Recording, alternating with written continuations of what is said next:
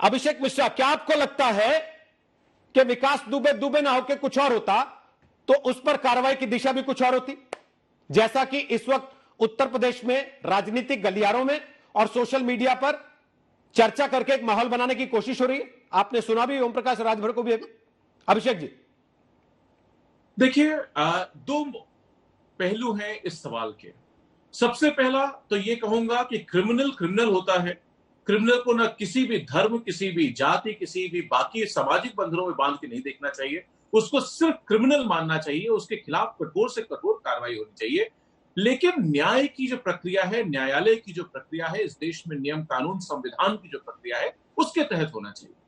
दूसरा, एक चीज और हमने आपने हिंदी में कहावत सुनी है कि जहां धुआं उठता है वहां आग कहीं ना कहीं जरूर होती है। अगर आज ये चर्चा अनफॉर्चुनेट है, मैं इसको बिल्कुल सब्सक्राइब नहीं करता, इसका खंडन करता हूं, लेकिन फिर भी हमको ये सवाल जरूर उठाना चाहिए। कहीं आज आप बहुत बड़ा चर्चा कर रहे हैं और बहुत सेंसिटिव मुद्दे पे चर्चा कर रहे हैं, और मैं आज तक बधाई भी दूंगा कि आपने इतना सेंसिटिव मुद्दा उठाया। लोग उठाते नहीं जल्दी ऐसे मुद्दे, जबकि सच्चाई है समाज की। तो इस मुद्दे पे अगर ये बात आ रही है, अगर किसी एक विशेष वर्ग का आक्रोश आ रहा है, तो आखिर मुझे नहीं लगता ये इस घटना से आ रहा है। कहीं ना कहीं उत्तर प्रदेश में जिस तरीके का लॉ एंड ऑर्डर में प्रक्रियाएं हुई हैं, आप देखिए, मर्डर्स की लिस्ट उठा करके देखिए, आप पुलिस के इनएक्शन की या एक्सेसिव फोर्स एक्शन की घटनाएं उठा के देखिए, तो कहीं ना कोई कारण है कि कोई वर्ग विशेष अपने आप को अग्रीड, टारगेटेड और एलिनिएटेड महसूस कर रहा है। तो हमको विकास दुबे को तो मैं बिल्कुल उस मामले में नहीं जोड़ना चाहूंगा। पहले भी मैंने कहा, दोबारा दोहरा रहा हूं कि हम लोगों को निश्चित रूप से इसका अगर कोई कारण है तो सरकार कोई भी हो, चाहे समाजवादी पार्टी की हो, चाहे किसी की सरकार हो, उसका काम है वो कैसे जीत के आई, कौन उसको वोट देता है, कौन नहीं देता, ये मुद्दे उस समय खत्म हो जाते हैं जिस समय आप संविधान की शपथ लेते हैं। एक बार आपने संविधान की शपथ ले ली तो आपके नजरों में क्या मैं आपकी बात से अभिषेक जी ये समझूं जी कि आप ये कह रहे हैं योगी सरकार में ब्राह्मणों के ऊपर ज्यादा अत्याचार हो रहा है, इसलिए उनका आक्रोश उभर के आ रहा है और कुछ राजनीतिक पार्टियों को मौका मिल रहा है कि वो उसका लाभ उठा ले? देखिए, मैं ये कहना चाह रहा हूं कि कहीं ना कोई सच्चाई है, लोगों में सेंस ऑफ डिप्रिवेशन है। लोग कहीं ना कहीं इसकी मैंने भी सोशल मीडिया पे बहुत चर्चा देखी, बहुत सारे कमेंट्स, बहुत सारे वीडियोस पोस्ट हो रहे हैं। भारतीय जनता पार्टी का कोई झंडा फाड़ रहा है, कोई चश्मा उतार रहा है, कोई उसका पेंट मिटा रहा है, बहुत सारे वीडियोस चल रहे हैं इस समय। मैं सिर्फ इतना कहना चाह रहा हूं आपसे, और मैं अपनी जो मैंने आपको कभी कहा, अभी पहले भी कहा कि हमको इस नजर से नहीं फंसना चाहिए, कोई सरकार हो, लेकिन सरकार ने कुछ ना कुछ ऐसे काम किए होंगे जिससे लोगों में भावना गई, वरना मुझे लगता है कि सरकारों के प्रति यह भावना एक दुर्भाग्यपूर्ण बात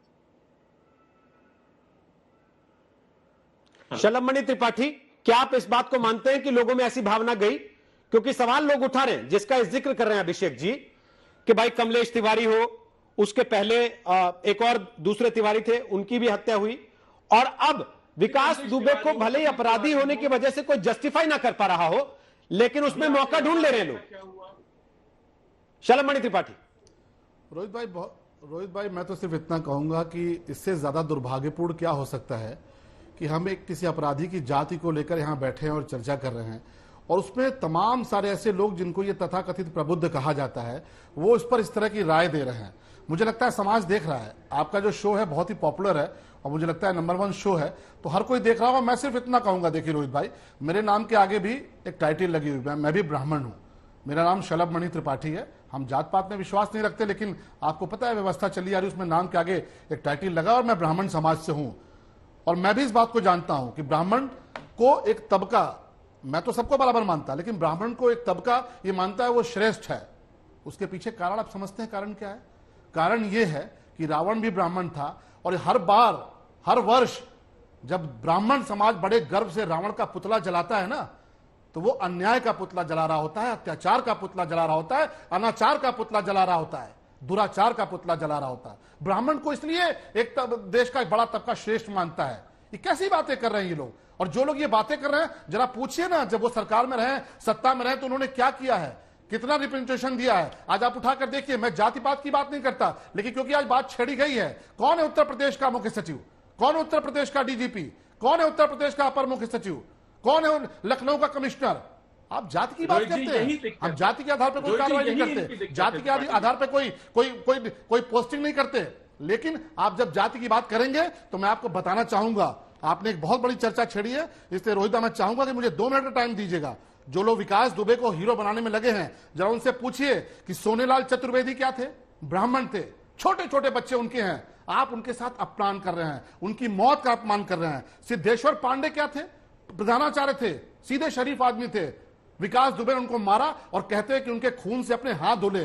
सिद्धेश्वर पांडे की बेवा बीवी आज रोहित सरदाना का शो सुन रही होगी और थूक रही होगी इन लोगों पर जो जाति की राजनीति करते हैं। संतोष शुक्ला क्या थे, ब्राह्मण नहीं थे, थाने के अंदर घुस के उनको मार दिया, 17 पुलिस वाले पलट गए, समाजवादी पार्टी की सरकार ने कुछ नहीं किया। आज उनकी बीवी आज तक टेलीविजन पर बात करने को तैयार नहीं है, आपने प्रयास करके देख लिया होगा। नमस्कार, मैं हूं अंजना ओम कश्यप। हमें उम्मीद है ये वीडियो आपको पसंद आया होगा। लेटेस्ट खबरों के लिए यूं ही देखते रहिए आज तक, और इस वीडियो के पसंद आने पर लाइक, शेयर एंड सब्सक्राइब करना ना भूलें।